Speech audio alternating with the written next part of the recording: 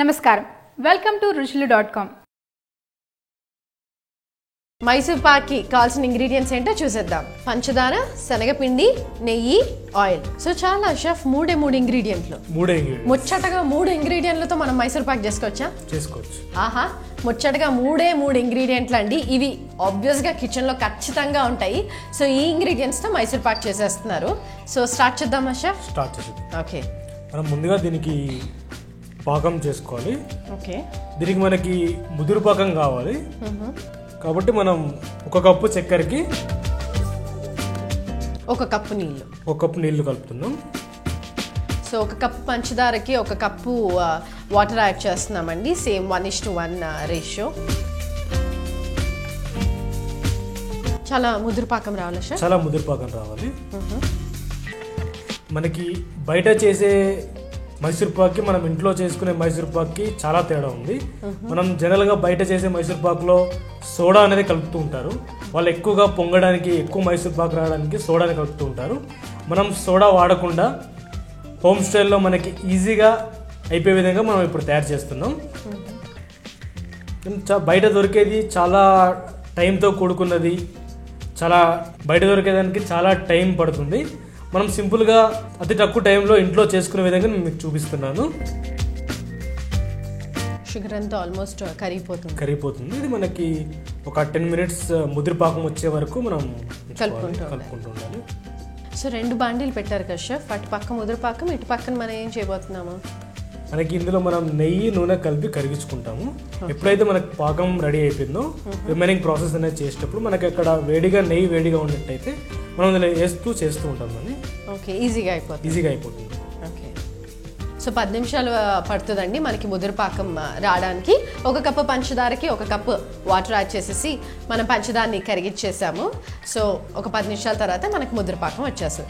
ఆ తర్వాత ఇంకో బాండీలో మనం కొద్దిగా నెయ్యి అండ్ మళ్ళీ ఆయిల్ కూడా వేసేసి దాన్ని వేడి చేస్తున్నాం. సో దట్ అన్నీ రెడీగా ఉంటే ఈజీగా స్వీట్ కూడా రెడీ అయిపోతుంది కాబట్టి.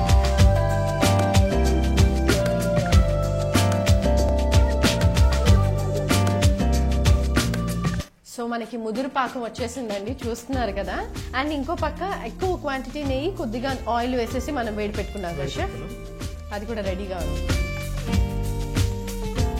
మనం దీంట్లో 1 కప్పు చక్కెర, 1 కప్పు నీళ్ళు వేసుకున్నాం. పాకం వచ్చింది.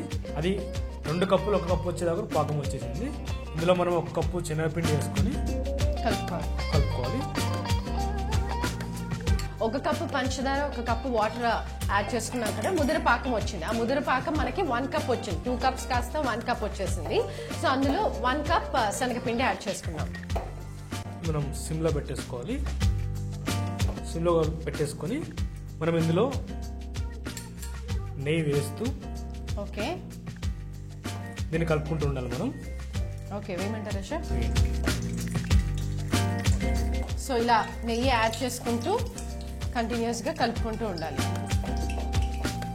ఇది కూడా 1 కప్పే కదా షెఫ్? 1 కప్పే. అన్ని సమానంగా తీసుకోవాలి. సో ఇది లో ఫ్లేమ్లో మళ్ళీ కలుపుకుంటూ ఉండాలి. గట్టిపడాలా షెఫ్? ఇది ఎలా అవ్వాలి మనకి? ఇది గట్టిపడాలి. గట్టిపడి మనకి గాలి అనేది వచ్చి మనకి విడిపోతూ ఉంటుంది, ఉండలుగా పోతుంది.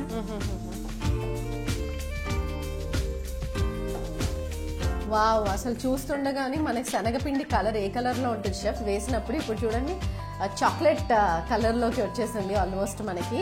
అండ్ ఇలా దగ్గర పడే వరకు మనం కలుపుకుంటూ ఉండాలి. కావాలైతే తగినంత నెయ్యి యాడ్ చేసుకుంటూ కలుపుకుంటాం. స్విచ్ ఆఫ్ చేసుకొని సో స్టవ్ ఆఫ్ చేసేసుకున్నాము. ఒక ట్రేలో మనం నెయ్యి ప్లేస్ చేసేసుకున్నాము. దాంట్లో మనం ఇది వేసేసుకున్నాం. నిర్మల గారు ఏం రిక్వెస్ట్ చేశారేమో కానీ బిర్యానీ తినేసాను, ఫుల్గా ఎంజాయ్ చేసేసాను. నెక్స్ట్ మైసూర్ పాక్ కూడా చేసేస్తున్నారు. ఇది కూడా ఎంజాయ్ చేయబోతున్నాను, స్వీట్ని. మనం దీన్ని మందంగా సెట్ చేసుకోవాలి. బయట అయితే మైసూర్ పాక్లో సోడా వేస్తారు కాబట్టి మనకి హోల్స్ ఎక్కువగా కనిపిస్తాయి. అండ్ అది ఉబ్బుద్ది అనమాట, కొంచెం లావ్ అవుద్ది. సో మనం ఇంట్లో కాబట్టి ప్లీజ్ సోడా అనేది అవాయిడ్ చేసుకోండి. ఎందుకంటే ఇంగ్రీడియంట్స్ కూడా చాలా తక్కువే అండ్ డ్రై ఫ్రూట్స్ కూడా లేదు. కొద్దిగా నెయ్యి అండ్ నూనె కూడా వేసాం కాబట్టి అంతే. చూస్తున్నారు కదా ఎంత సింపుల్. ఇది కొంచెం మనం పెట్టాలా హాఫ్ అన్ అవర్ వరకు పక్కన? ఒక half an hour to 1 hour మనం పక్కకు వదిలేయాలి.